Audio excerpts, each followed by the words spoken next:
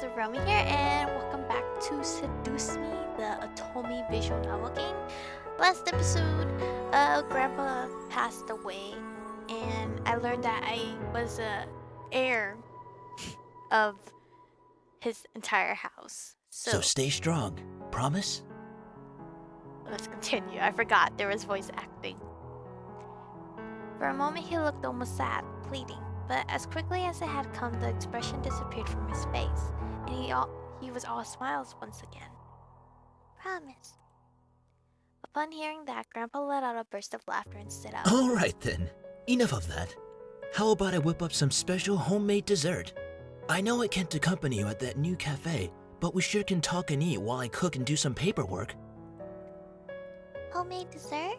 I'll race you to the kitchen. Hey, slow down there. I'm not what I used to be. You will... Okay, I'm trying to make her a different voice, so then there's the narrator voice, which would be mine, my natural one, and then hers. You will be the very home I love to see you in. Why? Why would you think I would be ready to take it? Especially after this. A surge of anger bubbled within me, but I quickly swallowed it. There was no use in getting mad, especially when the person in question was no longer there. I'm sorry. It's hard to stay calm when you left me with so many questions, especially about what happened between you and Dad. What am I doing? Talking to a grave. My vision blurred, and I suddenly realized that I was crying. My face heated up as tears rolled down my cheeks. I'll bring you some flowers later. I missed you, Grandpa. I'll try my best to fulfill my promise I gave to you, even if the world might be turned right against me. I left the grave, wiping my tears hastily, as my parents wouldn't see me. Well, it's time to head back home. I'll cook up your favorite lasagna when we get home, okay? Thanks, Mom. However, my dad didn't speak the entire drive home. I wanted to talk to him, but after his moment at the funeral, I wasn't sure if that was a good idea. It's about time we took off those dreary black clothes. Gathering my courage, I decided that then it was time to talk. Dad, could I ask you something? Go ahead. Why do you want me to move into the estate so soon? I thought I made that rather clear. The college near your grandfather's house is well known for its business program. You are planning to major in business, yes? Hell the F no.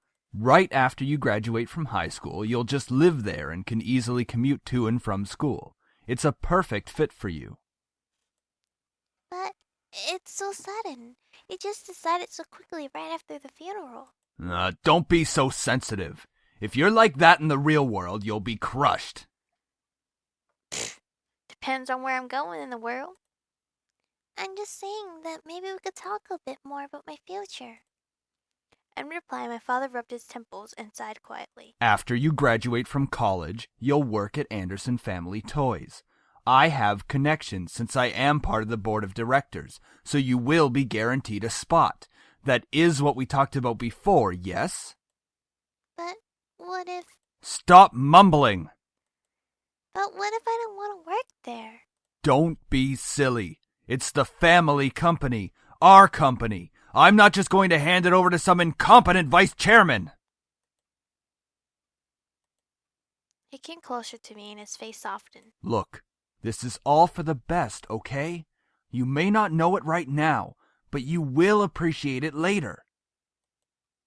For some reason, when I heard him say that, something snapped in me. I wasn't exactly sure what it was, but it made me feel so angry. Do you even care that grandfather passed away? Of course I do. Well, everything seems fine and dandy to you. Things couldn't be better. Excuse me? I don't like your tone, young lady. It's like nothing even happened at all. Like you just ignore the fact that he's no longer here. Do not raise your voice at me. What did he ever do to you to deserve this? My father, his face hardened, crossed his arms and erupted in angry laughter. Ha! You sure place him upon a pedestal. like he's some kind of venerated god or something. It makes me sick. Is that it? Are you happy seeing grandfather dead? While everyone was grieving, were you holding yourself back from laughter in everyone's faces? Did you feel just a bit happier seeing him lie in the graveyard? Oh shoot. A flash of rage crossed his face, and he whipped the back of his hand across my cheek. You don't know anything! Running your mouth like somehow you know everything that went on, when you're just a little girl that doesn't know how to keep her mouth shut! You did not know my father! You did not know what he was capable of! Is everything all right? What happened? Nothing. I'm not hungry. I think I'll just go upstairs. Honey, wait! I quickly turned and ran up the stairs to my room, slamming the door behind me. Every breath came in short pants, and for a while I just leaned against the door to my bedroom, eventually sliding down to sit against it. How did things become like this? My cheek still throbbed, and I attentively stood up and looked at the mirror to see how it looked. Hopefully it doesn't bruise. What am I saying? Tears formed in the corners of my eyes, but I blinked them back rapidly. I couldn't cry for the second time today. I had to be stronger than that. Are you all right? Your father told me nothing happened, but you know your father. I'm fine. I just lost my appetite. The lasagna's done, though, and I don't want you skipping any meals. Are you sure? Yeah, don't worry about me, Mom. I'll come downstairs later to eat. You're not telling me the whole story. I just don't want to eat right now. Please, dear. Tell me what's going on. I wish you would tell me why you're being like this. Well, I'll leave your food on the table if you want to eat it later. Finally, my mom left me alone. It was strange to think that she was only a few inches away from me, only separated by a single wooden door. I really didn't know what to do. I needed to do something, anything, to get my mind off of what just happened. Anything would be better than thinking any more about the pain still radiating from my cheek. I was going to move into my grandfather's house tomorrow. I should probably pack my stuff so I would be prepared for tomorrow. Yeah, that was a good idea. I had a burp or hiccup, whatever the hell that was. I should start packing. I opened the closet, rummaging around for a while before I finally found two large bags. Pulling them out onto the floor of my room, I then began to empty my drawers and cabinets so that I could bring all my things with me. I didn't have much to bring, other than just clothes and some toiletries. It was kind of bizarre that I didn't have many personal belongings. It wasn't like my luggage was completely devoid of them, but I certainly didn't have many things in my room that I would miss if I just suddenly left the house. I shook my head to rid myself of those thoughts. If it were going to be my new home, it would have to feel like it. One way or another, I was going to make it home. As I was packing my things, my cell phone began ringing and vibrating in my pocket. I slid my phone out of my pocket and answered it, while slowly easing myself onto my bed. Who could possibly be calling? Hey, Anderson, you there? Is everything all right? We were worried about you, so we decided to call. Hello? I'm really glad you guys called. My voice managed to come out, though it was only a whisper. What happened? Are you okay? Well, I slowly began to tell them about the funeral that afternoon. A small silence followed when I was done recounting what happened, and to my relief, Naomi finally spoke up. I can't begin to imagine how you must be feeling right now. I'm so sorry. Do you want us to come over right now?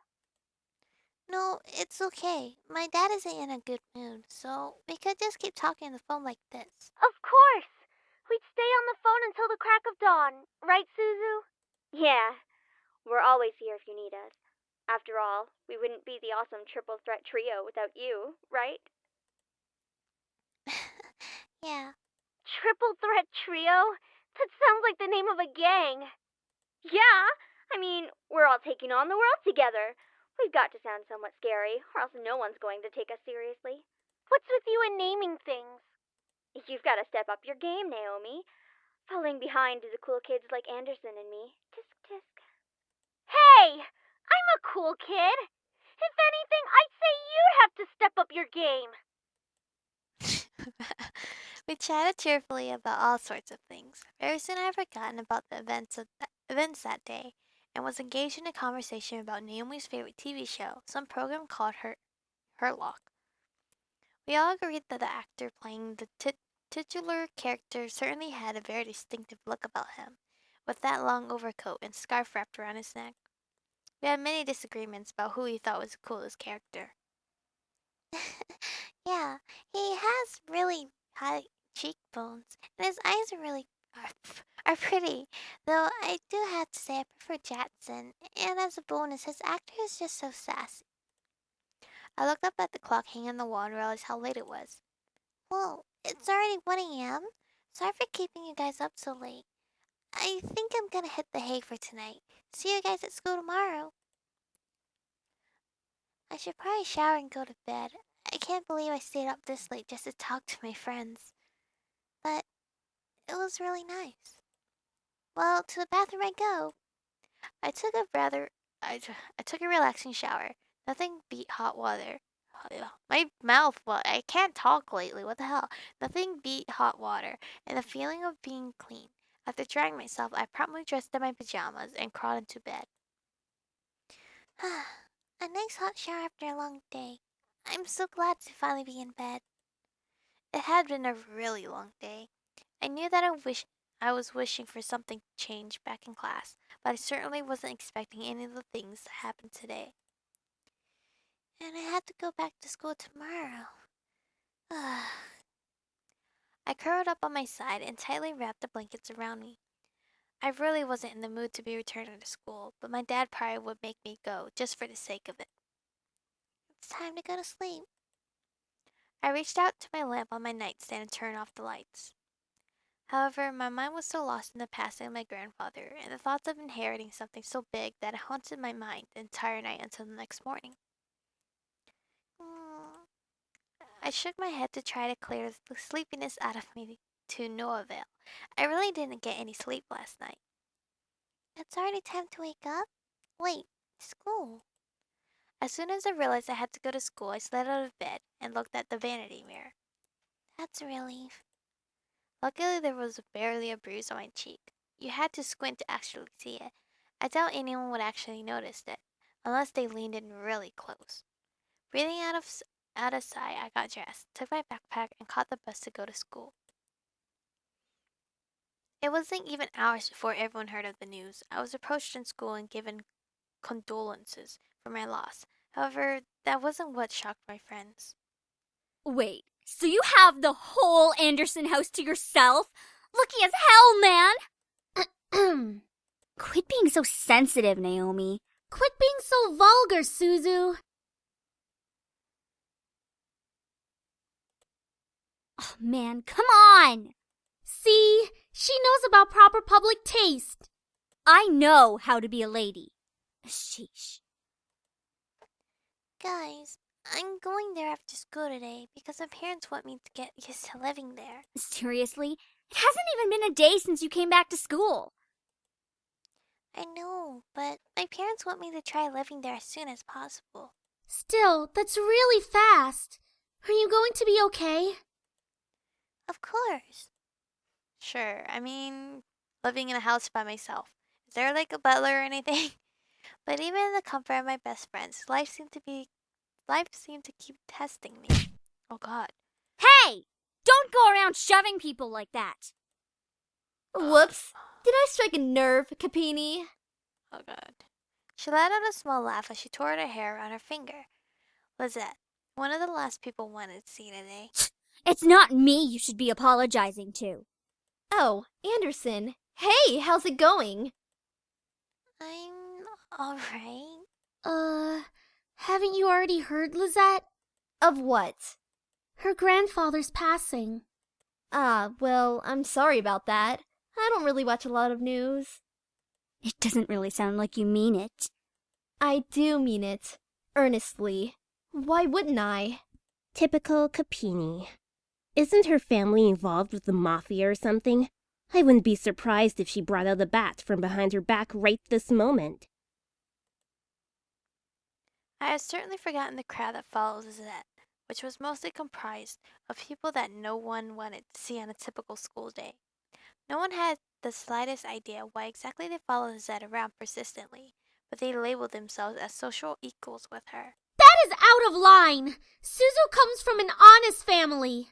Says the one whose family profits from political scandals. Yeah, your dad doesn't make anything unless he's in the court with dirty politicians. Hey, let's all calm down for a second, alright? I'm sure Anderson needs some time to recuperate. I mean, what just happened? We need to give her some respect. Just stop. Stop acting like that already, like you feel sorry for me. What are you talking about? I'm sure you're happy seeing me like this. You're already having everything you wanted, and now seeing me like this, life couldn't get any better. Bitterness seeped into me, and words started flying out of my mouth without filter. But honestly, I didn't care. I was so consumed by anger that I only saw Lizette in front of me. What exactly am I to you? Just another part of your obstacle course? Is that what I am? I'm sick of it, Lizette. I'm sick of all these charades. I'm sick of you. Gasps rose from the crowd around her, and I was brought back to the school hallway. Even my friends beside me looked at me looked at me in surprise. One girl looked like she was going to speak up, but Lizette held her hand up to stop her.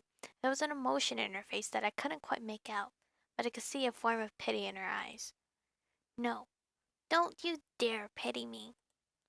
I looked away from her. I didn't want to see that emotion in her eyes when she was talking to me. I saw it before, and when I did, all of the restraints inside of me broke. I'm sorry. I know your grandfather passing away must have really taken a toll on your emotions. She stepped towards me and put her hand on my shoulder, giving me a tiny smile as if for old time's sake.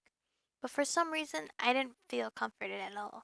Not that I was just angry at her, but the expression on her face when she leaned in close to contorted into something complex.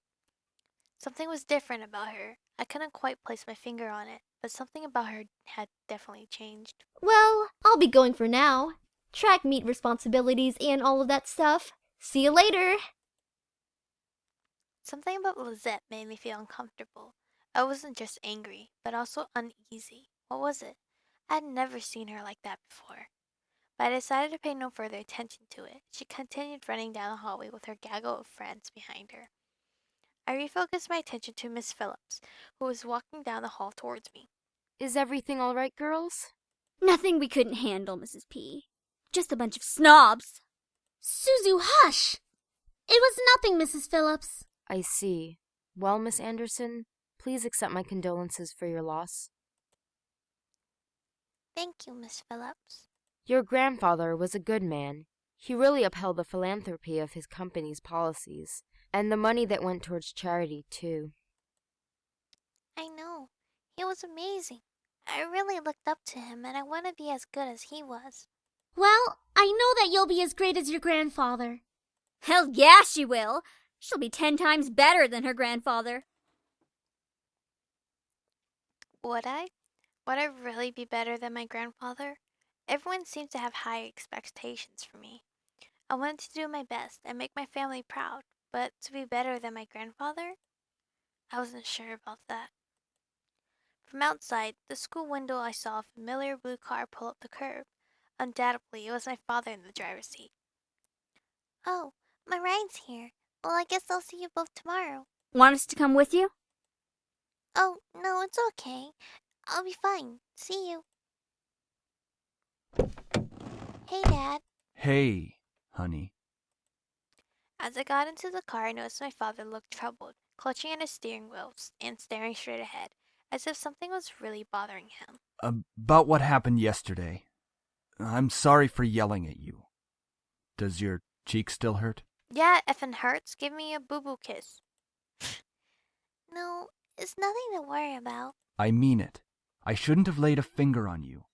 You know that you're my most precious daughter. You're all that I have. I... Yeah, he couldn't bring himself to say that he could never say to me. He couldn't bring himself to say what he could never say to me for such a long time.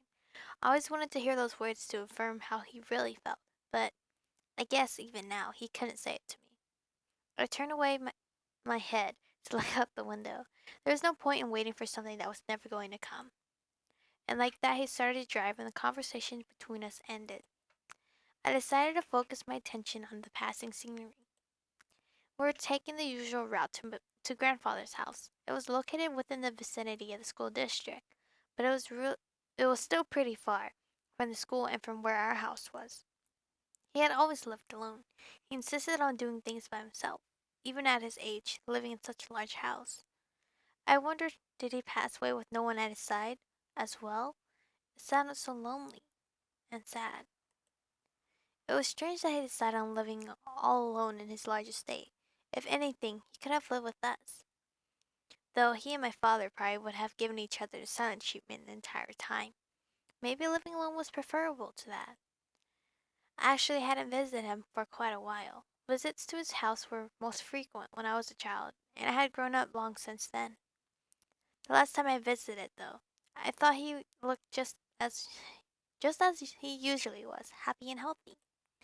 But things change. In the back of my mind, I knew that he would have to leave one day. It wasn't like humans could live forever. So, why did my heart still feel so heavy? The car ride was mostly spent in silence until he spoke up again. How was school? Maintaining your grades, I hope. Yeah, I've been trying my best as of so far. Trying? That's not really doing the best you can, is it?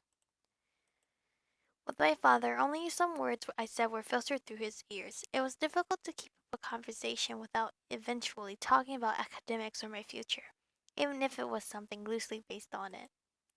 He always found a way to interrogate it whenever we talked. Anyway, your belongings are in the trunk. There isn't a lot, so I'm sure you can manage bringing them inside the house. After all, you are on the road to being independent now. Who is paying for the house? And how am I gonna eat? And stuff? Yes, I can manage on my own. The usual silence resumed between us. I really wasn't sure what to say around him, especially when most of the time we didn't share the same opinions. One question did linger in my mind, though. If he was going to justify acting so nonchalant at grandfather's funeral, I had the right to at least know why. Try again. Say, Dad, about you and Grandpa. We are not talking about this. I feel like we should be, because Grandpa did leave us yesterday, so... I wouldn't care if he had left even long before that. I do not want to hear it, and that is the end of this conversation. As always, he managed to shut down any form of conversation related to him. It was just like what happened last night. I opened my mouth slightly, but closed it again. It was like talking to a brick wall. It wasn't like I could find anything by somehow arguing my way through it. All right, then. I leaned against the car door and stared out the window. I really couldn't think, what would this place be like? I had been to grandfather's house before, but it was one thing visiting, and it was another thing actually living there.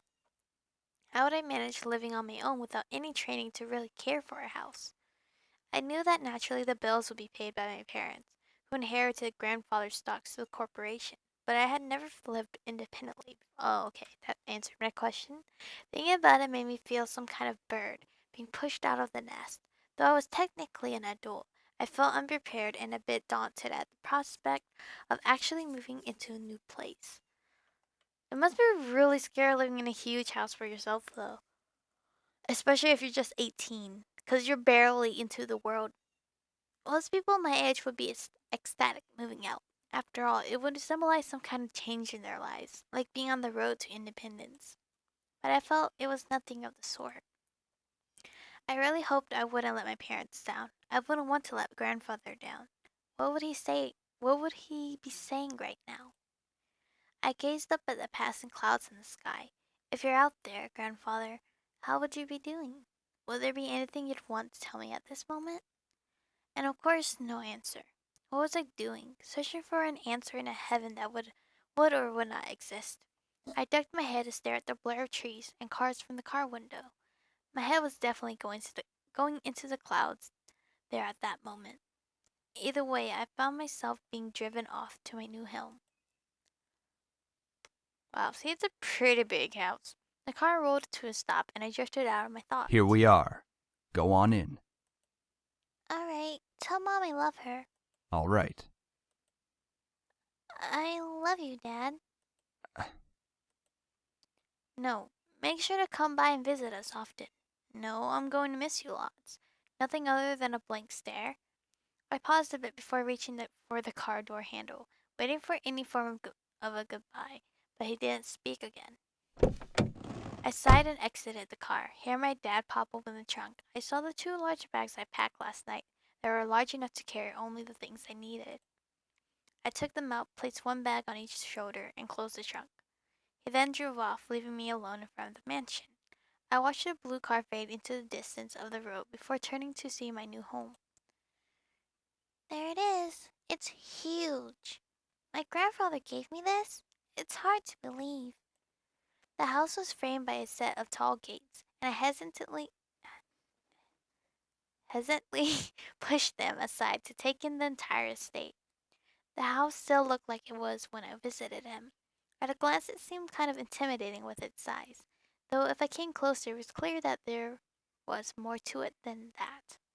The brick walls were framed by shrubbery and lovely flowers, giving it a homely and welcoming look. But in contrast, the tall doors into the house gave me a feeling of grandeur. Grandeur? Who knew what was waiting for me? But I wouldn't back down at this moment. I took out the key to the front doors and unlocked them. Well, might as well make myself at home. I'll be staying here for quite a while anyways. That's when I saw them. A group of men were lying on the floor. They were all unconscious, but there was no explanation as to why they were there in the first place. I dropped my bags as I let the door close on its own behind me. Huh? Who the heck are you? Who the heck are these guys? Sorry. Who the heck are these guys? Why are they here? What's going on? Some of them had open wounds. The blood was staining the floor, and the scent was intermingling with the air. I couldn't help but feel bad for them instinctively, but nevertheless, I was shocked and a bit angry at the sudden intrusion. My mind suddenly went from caring and concern to confused and demanding answers. Who are you guys? No response. I'll call the police. Still nothing. None of them seemed to be awake to answer or respond to me. It was surreal. It seemed surreal to have random strangers in the house I just moved into, but I wanted answers quickly. That wasn't hell. Oh, who the hell is this guy? Get away from me! Woman, you're going to let me kiss you. What? I couldn't believe it myself, but within a mere blink of an eye, one of the men went from lying on the floor to being right in front of my face. What was even more odd was the fact that I felt serene and calm about it. Slowly a desire burned from my chest, telling me to accept this kiss, even when my mind vehemently refused. Go ahead. Good. As he kissed me, I could feel my body go weak. I didn't know why, but that kiss was draining me of my energy, and yet it was so good it made my heart sting. What the hell's going on? It was a strange and tingling feeling that danced over every nerve of my body. I could feel streams of intangible energy run up my body into my lips. It felt odd, but at the same time, it felt amazing. Sam, stop it. Sam, that's who I believe Kagi Films play as Sam, so Sam seems dominant. The person kissing me, Sam was his name? Glanced behind him. I said stop. Now. Fine. Finally, he pulled back, and I was left standing there in a daze. Huh? I couldn't tell what was going on. My mind was completely enwrapped by the kiss of my thoughts that melted into the depths of my forgotten memories. Please forgive my brother. He's a bit reckless. At least I feel a hell of a lot better than you right now. Because you used your abilities on her. And this is where I will stop. That's quite interesting. Just come into the house, random guy will like, you, me, kiss now. And she's just like, oh, okay, sure, kiss me, go ahead. Like, what the hell kind of introduction is that?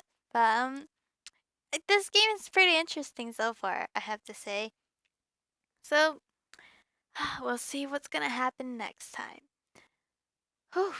And I've been sitting down, like, I wanted to play this game so bad. That's why it says April 23rd. But this video will be up the 25th.